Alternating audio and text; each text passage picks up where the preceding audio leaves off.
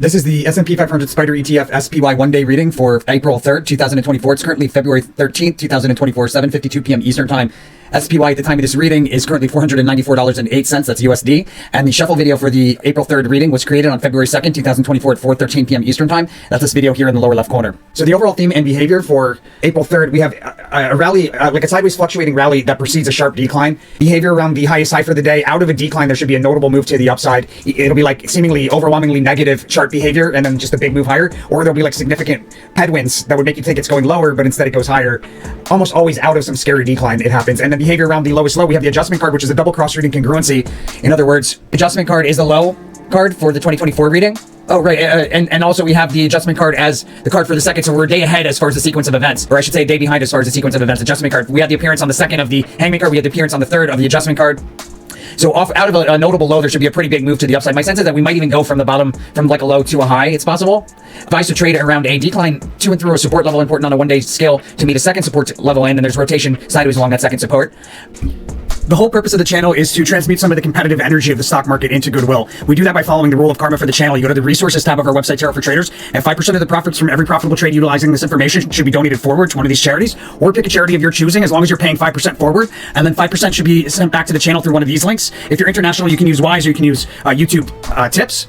And that leaves you at 90%. Make sure to spend that 90% out of love. As long as you follow those rules, you follow the rule of karma for the channel, the universe considers you an angel investor. It's going to send it back to you tenfold for following through. Blessings to all my angel investors. Let's get back into it. Okay, guys, remember each card going across the screen left to right represents about 1 hour of time, but it's not always the case that every card's energy will line up perfectly with 1 hour time. So there may be some cases where you need to give it plus or minus an hour of wiggle room here or there to keep the timing. But in cases like that, the sequence of events always remains accurate. So make sure to follow the sequence of events when that happens and you'll stay on track.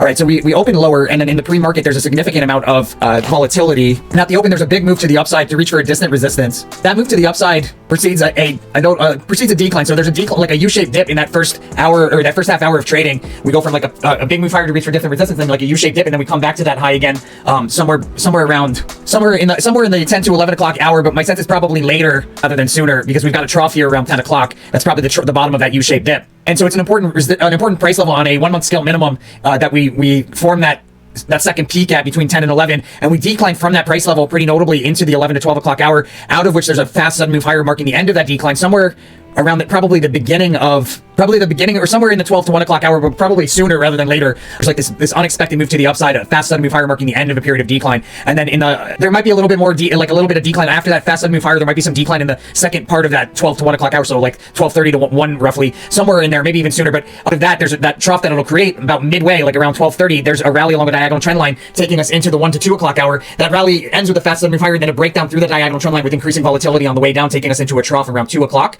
There's a big move to the upside standing out around 2 o'clock, and then after that big move to the upside, we have a decline increasing with momentum, a decline through multiple support levels, taking us into the last hour where we see a low for the day.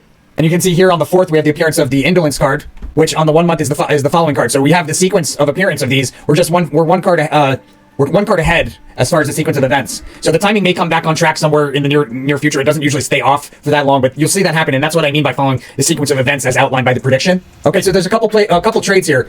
The big move higher right at the open, you can open up a short, close that short around 10 o'clock in the midst of that U-shaped dip. This is where that trade is, right? We have this decline to and through support, meet another support. We do this sideways rotation. So midday, if you can do it in the midst of that decline before that sudden move higher midday that ends the decline, I would say open up a long there, and you could close the long there. You could do both directions here at the end of the day, but I would say you could close the longs probably around 2 o'clock in the midst of that rally along the diagonal trend line, a fast move higher marking the end of that rally, and then I would probably get into a short, and hopefully I could close the short at the close for a pretty good day trade profit. If I miss the opportunity to close the long position there around 2 o'clock, or maybe it's 3 o'clock even, if I miss those opportunities, or I'm just dead ass wrong, because sometimes it happens, guys, it does happen sometimes, I would say you'll have an opportunity the following day because we open higher, and this is actually a harvest run, so this would be a good place to cash out as well.